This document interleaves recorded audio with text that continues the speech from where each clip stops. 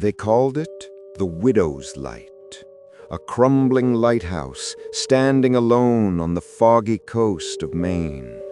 Locals swore that no shipwreck ever happened there by accident.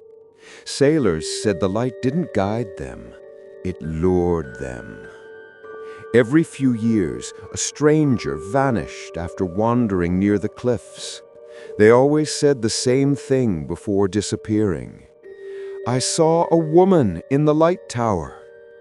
No one had lived there since 1894, when the original keeper, Captain Elroy, and his wife Margaret mysteriously vanished during a storm.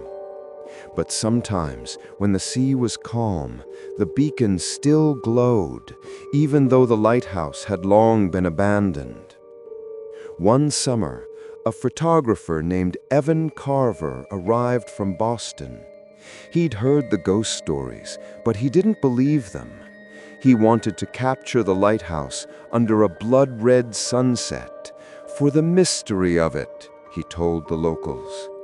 Old fishermen warned him, "Don't go after dark. When the light turns on, it's not guiding ships, it's calling for souls." He laughed it off.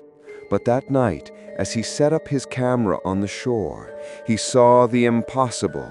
The beacon flickered on, and in the tower window, a figure stood watching him. A woman. Her silhouette was graceful, motionless against the swirling fog. Her dress shimmered like wet silk, and her hair looked almost silver in the light. "Hey!" he called, waving his flashlight. No answer. He climbed the worn stone path to the door. The air smelled of salt and something old, like rust or blood. Inside, the stairs creaked beneath his feet. When he reached the lantern room, it was empty, but the lantern burned bright, untouched, humming faintly as if alive.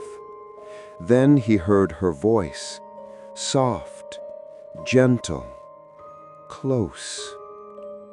"You came to see the light." He turned. She stood in the doorway now, pale skin glowing faintly in the golden reflection, eyes deep and distant like the ocean floor. "Who are you?" he whispered.